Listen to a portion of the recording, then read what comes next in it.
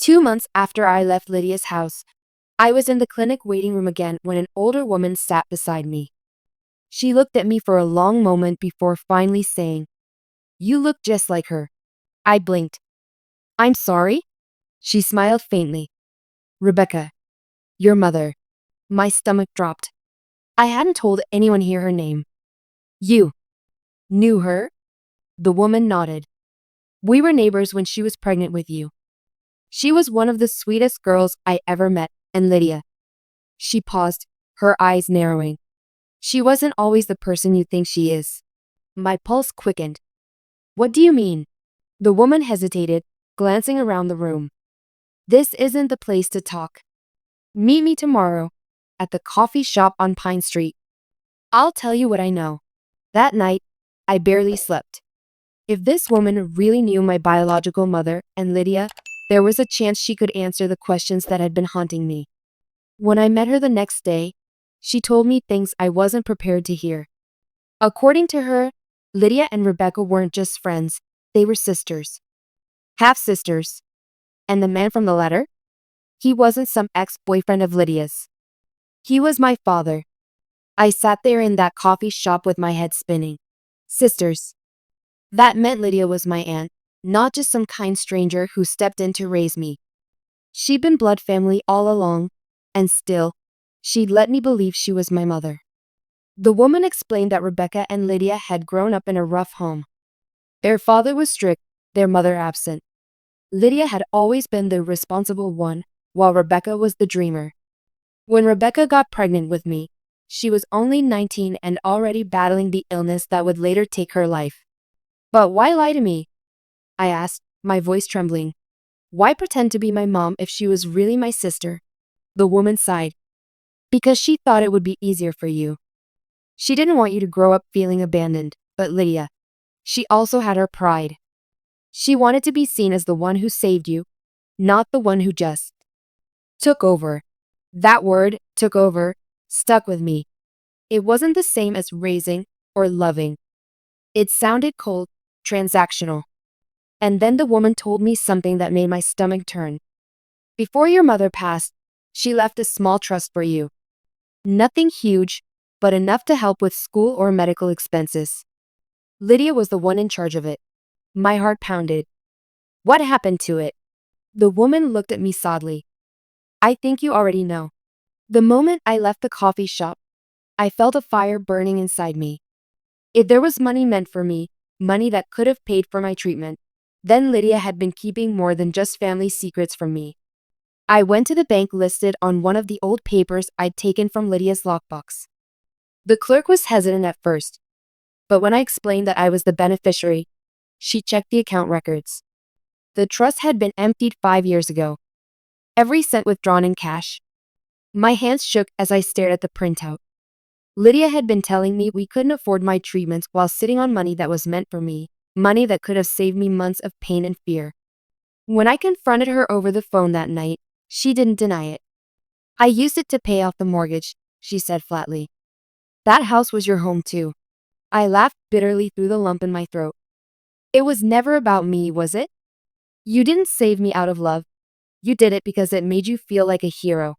She didn't respond. For the first time, I hung up on her. Chapter 9: Building Something New.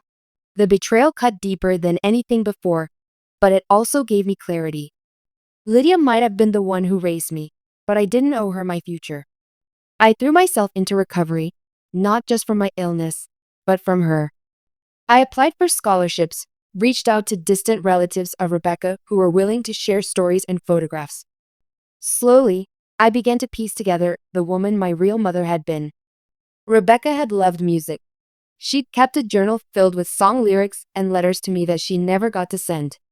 One of her cousins gave me a box of her belongings, and I spent nights reading through them, feeling closer to her than I ever had to Lydia. At the same time, I started speaking at local support groups for teens with chronic illnesses. Sharing my story, both the sickness and the betrayal, was terrifying at first, but it connected me to people who understood. People who didn't judge me for the mess I'd been through. For the first time in my life, I wasn't just surviving. I was starting to live. Almost a year after I left Lydia's house, she showed up at one of my speaking events. I spotted her in the back of the room, standing awkwardly with her hands clasped. When the event ended, she approached me slowly. Her eyes were red, and she looked older than I remembered.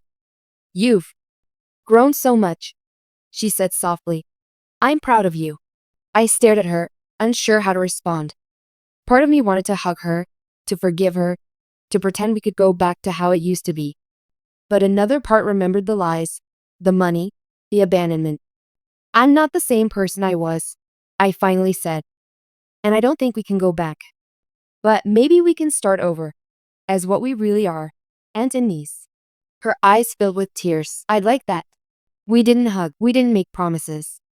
But for the first time, we were honest. And maybe that was enough for now. Because I'd learned something in the past year. Family isn't always about who raises you or who shares your blood. Sometimes, it's about the people you choose to keep in your life, even after everything falls apart. And this time, the choice was mine. 2 weeks after that awkward meeting with Lydia, I received an unexpected package in the mail. It was from her. Inside was a small wooden box and a note that simply said, "I think these belong to you. L." Inside the box were more of Rebecca's letters, ones I'd never seen before. They were dated from the year before I was born, through the final weeks of her life. One letter stopped me cold. It was addressed to Lydia. In it, Rebecca begged her to tell me the truth someday. Don't let her grow up in the dark. She deserves to know her story, every part of it, even the ugly parts. Please promise me you won't hide her from herself. I read that letter over and over, wondering what would have happened if Lydia had kept that promise. Would I still have trusted her? Would I still be living in that little house, believing she was my mother? The truth hurt, but it was mine now. And I wasn't letting anyone take it away from me again. One afternoon, while going through Rebecca's letters, I found a small black and white photo tucked inside an envelope. It was of a young man holding a guitar, grinning at the camera. On the back, in Rebecca's handwriting, it said, "For my little girl to meet someday." I knew instantly who it must be, my father. My heart pounded as I flipped through the other envelopes until I found one with his name, Daniel Harris. I didn't know where he was, or if he was even alive. But the idea of finding him lit a spark in me I couldn't ignore. That night, I searched for him online. I found dozens of people with that name, but one stood out, a musician in a small town 3 states away. His bio matched the details from Rebecca's letters. I stared at his profile picture for what felt like hours. Did he know I existed? Did he even want to? I decided to go. Not to demand anything, not to expect a father-daughter reunion straight out of a movie, but just to see him. To understand the man who had been a ghost in my life. The bus ride was long and quiet, giving me way too much time to imagine every possible outcome. Maybe he'd slam the door in my face. Maybe he'd cry and pull me into a hug. Maybe he wouldn't even recognize me. When I finally arrived, I found a small bar where he played music on weekends. My hands shook as I pushed open the door.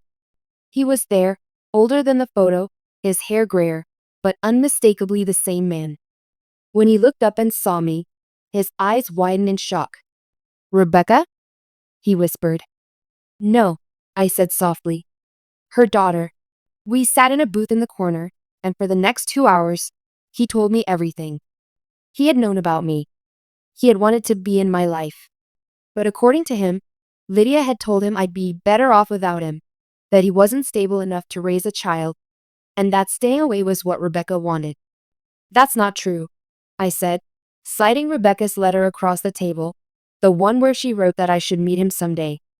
His hands trembled as he read it. "I should have fought harder," he said, his voice breaking. "I thought I was doing what was best for you, but now I see I was just scared. I didn't know whether to forgive him or hate him. But as we talked, I realized that holding on to anger wouldn't change the past. What mattered was what happened next." In the weeks that followed, we kept in touch. We didn't rush into calling each other dad and daughter. We took small steps, phone calls, emails, sharing stories about Rebecca. Lydia found out I'd met him, and at first, she was furious. But eventually, she admitted she had been wrong to keep us apart. I thought I was protecting you, she said quietly.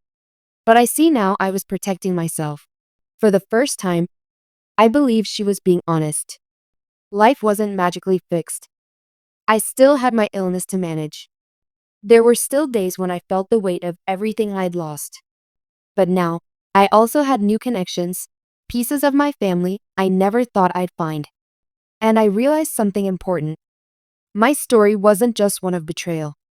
It was also one of survival, of discovery, and of building something better from the broken pieces.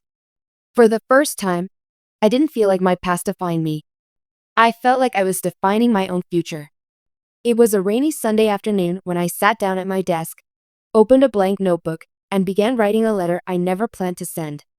It started simply. Dear Lydia, I don't know if you realize how much you've shaped my life, both the good and the bad. For years, you were my whole world. You were the person I trusted most. And when the truth came out, it felt like my entire foundation crumbled beneath me. The words poured out of me like water breaking through a dam. I wrote about the nights I'd cried alone, wondering why I wasn't worth the truth. I wrote about the pain of knowing she'd taken the trust fund and the years of feeling like I had to earn her love. But I also wrote about the good. The movie nights, the warm meals after long days, the way she had been there for me when I was a child and too small to understand the storm she might have been weathering herself. And then, I wrote something I hadn't expected to. I don't hate you anymore. I can't carry that weight forever. I may never forget what you did, and I may never see you as my mother again, but I can see you as a person who made mistakes. And maybe, one day, we can talk without the past hanging over us like a shadow. When I finished, I read the letter 3 times. I didn't put it in an envelope. I didn't walk to the mailbox. I simply folded it and slipped it into the back of my journal. Because maybe it wasn't for her at all. Maybe it was for me. A quiet reminder that forgiveness doesn't always mean reconciliation, and that sometimes, the greatest freedom comes from letting go, even if the other person never knows you did. Growing up, I thought my mom was the kind of person everyone wished they had in their life. She wasn't just my mother, she was my best friend, my biggest cheerleader, and the person I thought I could trust more than anyone else. While other kids complained about strict parents or moms who never listened, I'd brag about how lucky I was to have her. She always told me, "Sweetheart, I'd give up anything in the world for you. You're my whole life." And I believed her. She'd say it in the mornings when she packed my lunch, in the evenings when we'd watch TV together, and even in the middle of the night when I couldn't sleep and she'd sit by my bed stroking my hair. Our home wasn't fancy. We lived in a small 2-bedroom apartment on the edge of town. Money was always tight, but somehow, Mom made life feel warm and safe. She worked long hours at a diner, and on weekends she'd do odd jobs just to make ends meet. I used to think she was a superhero, someone who could take on the whole world just to make me happy. I was a healthy, active kid. I joined the school soccer team, helped organize events, and loved hanging out with my friends. But I also loved spending time with her. Every Friday, we had what we called Mom and Me Movie Night, where we'd make popcorn and watch old comedies. She'd laugh so hard at the silly parts that she'd cry, and I'd laugh just from watching her laugh. She wasn't just loving, she was involved. She came to every game, every school play, every parent-teacher meeting. If I needed help with homework, she'd sit at the kitchen table until midnight with me. If someone upset me at school, she'd listen without judgment, offering advice and reminding me I was stronger than I thought. I remember one day, when I was about 12, I got sick with the flu. I stayed in bed, miserable and sweaty, and Mom practically turned into a nurse. She brought me soup every few hours, kept a cold cloth on my forehead, and whispered, "I wish I could take this from you, honey. I'd be sick for a year if it meant you'd feel better." Those were the moments that made me believe she was the most selfless person alive. She never dated much, at least, not that I knew of. If anyone asked her why, she'd smile and say, "You're all I need. No man could come close to the joy you give me." It was flattering, and part of me felt special, like I was her world. That's why, years later, when everything fell apart, it hurt more than I could ever explain. Because for so long, I didn't just love my mom, I admired her. I put her on a pedestal so high that I thought nothing could ever knock her down. But I was wrong. It all started to change when I turned 17. When I turned 17, life was supposed to be full of excitement, college applications, planning for the future, hanging out with friends more often. But instead, that was the year my health took an unexpected turn. It started small. I'd get tired more easily, needing naps after school. Then there were the headaches, sharp, blinding pain that would make me want to curl up in a dark room for hours. At first, Mom brushed it off. "You're probably just stressed, sweetheart. Senior year is tough. You're pushing yourself too hard." But deep down, I knew it wasn't just stress. My body felt wrong. A few weeks later, I collapsed during soccer practice. One second, I was running down the field. The next, I was on the ground with my coach kneeling beside me, shouting for someone to call an ambulance. When I woke up in the hospital, Mom was there, holding my hand so tightly it almost hurt. "Baby, you scared me to death," she said, tears streaming down her face. "Don't ever do that to me again." The doctors ran tests, blood work, scans, the works. After hours of waiting, they came back with a diagnosis: an autoimmune disorder. My immune system was attacking my own body, and without treatment, my health would only get worse. The treatment plan wasn't simple. It involved regular medications, therapy sessions, and expensive injections every few months. I thought the cost would scare Mom. We didn't have much money, and even with insurance, the bills would be high. But she squeezed my hand and said, "We'll figure it out. I told you I'd do anything for you, and I meant it." For the first few months, she really did everything she could. She drove me to every appointment, kept track of my medication schedule, and worked extra shifts at the diner. Sometimes I'd catch her looking at me with this expression, a mix of worry and determination, like she was silently promising me that nothing bad would happen on her watch. But then, things started to shift. It began with her missing one of my follow-up appointments.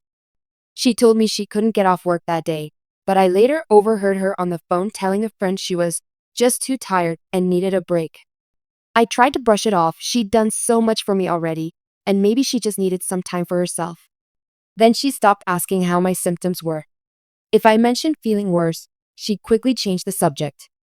When I asked about my next injection appointment, she'd mumble something about working on it and then avoid the conversation altogether.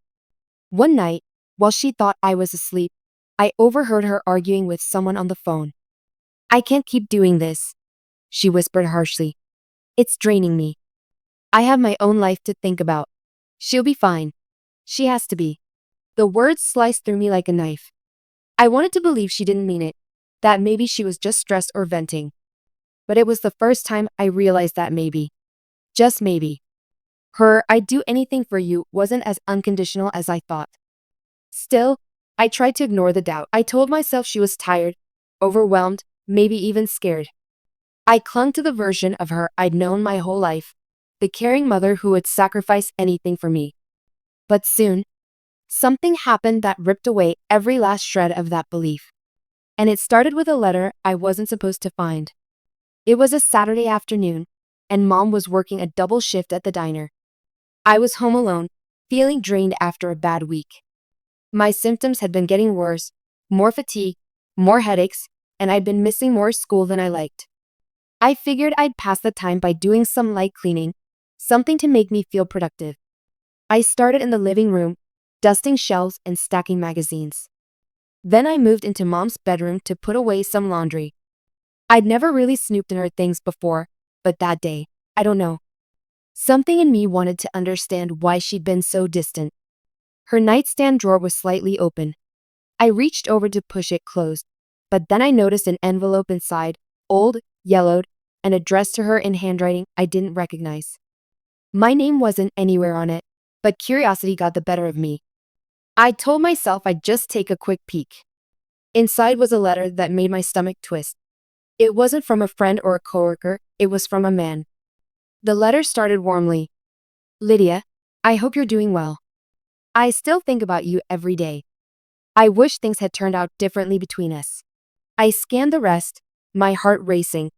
It was clear from the tone that this man wasn't just some random acquaintance. He was someone important to her, someone she loved. But as I read further, I hit the part that froze me in place.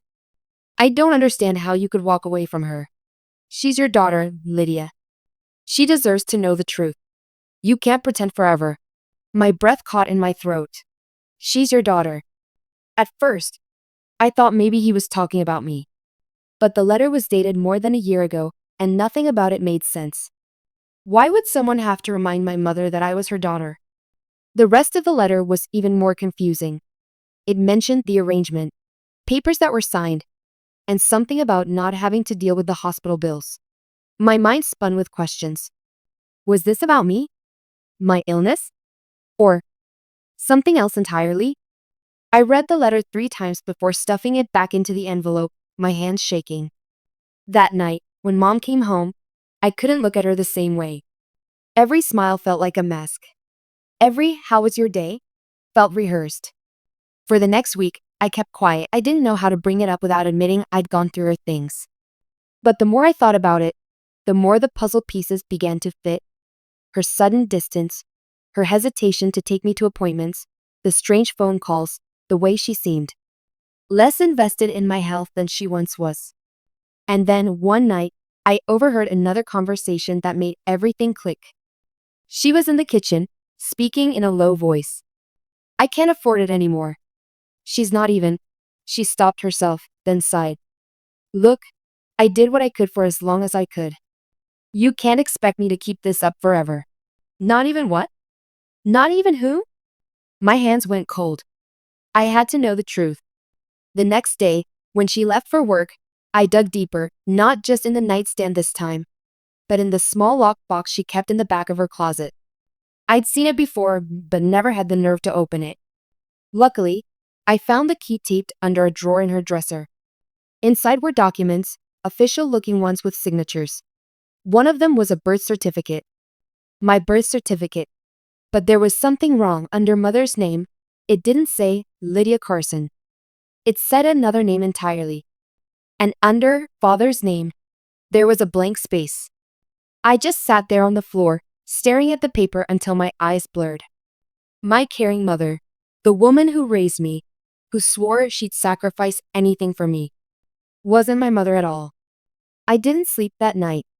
I lay in bed staring at the ceiling, replaying every moment of my life with her, every hug, every "I love you," every promise she'd ever made.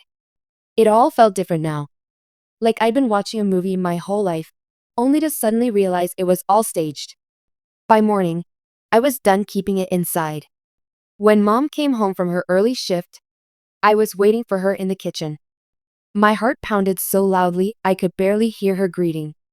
"Hey, sweetheart," she said casually, hanging her purse on the chair. "Did you eat breakfast yet?" "Who's my real mother?" I blurted out. Her whole body went still. She froze mid-step, her back still facing me. What? What are you talking about? I stood up from the table, gripping the edge so hard my knuckles turned white. I found the documents. My birth certificate. Your name isn't on it. So stop pretending. She turned slowly, her face pale. You went through my things? Don't make this about me snooping. I snapped, my voice shaking. You've been lying to me my whole life. Who am I? Who's my real mom? She sank into a chair, looking smaller than I'd ever seen her. For a long moment, she didn't say anything. Then she let out a long sigh.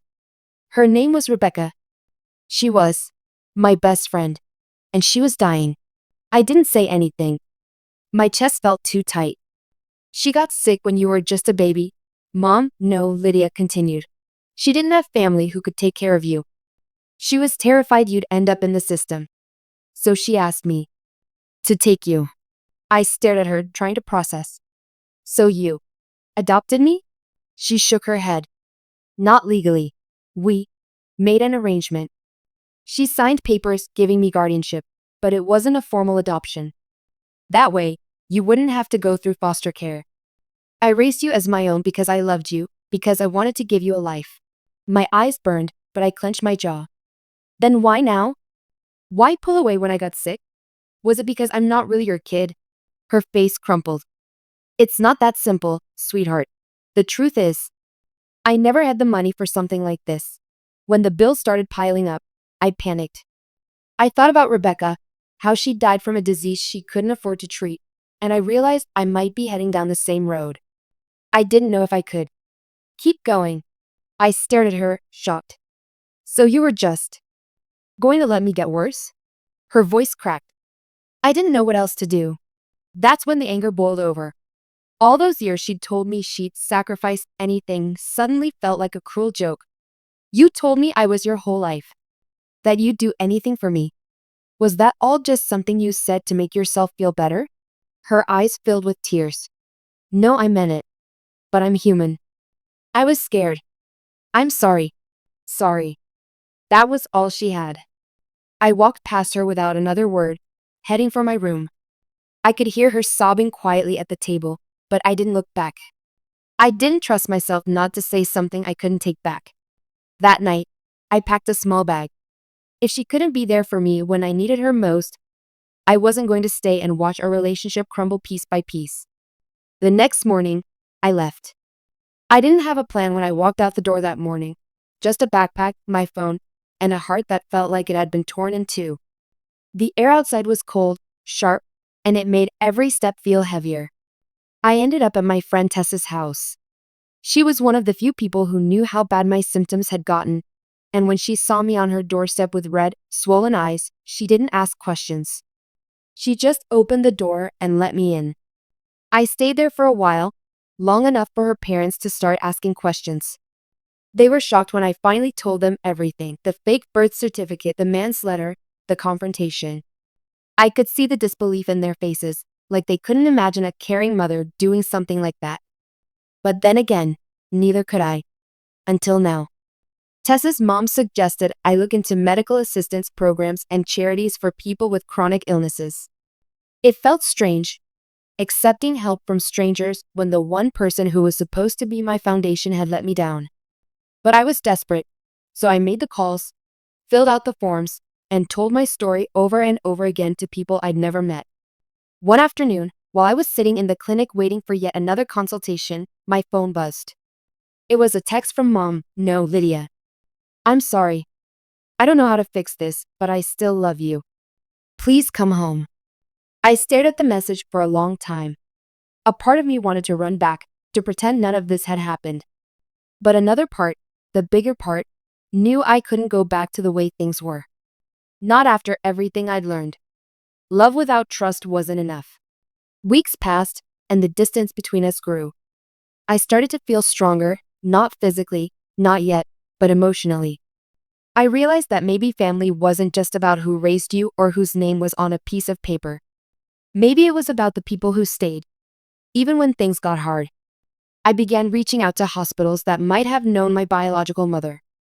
Piece by piece, I learned more about Rebecca, her kindness, her stubbornness, the way she never gave up even when she was sick. In some ways, I saw myself in her. And even though she was gone, knowing who she was gave me something Lydia never could: truth. One evening, I sat alone in Tessa's backyard watching the sunset. My illness was still a part of me, but so was my resilience. And I realized something important. I wasn't going to let my mother's betrayal define me. Yes, it hurt. It would always hurt.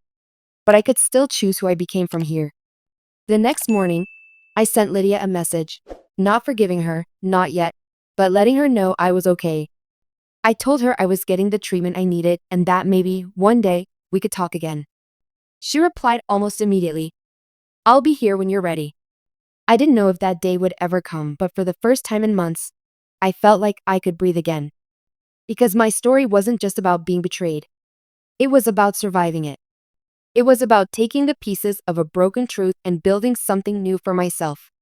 And maybe, just maybe, it was about learning that sometimes, the family you choose can be just as real, sometimes even more real, than the one you're given.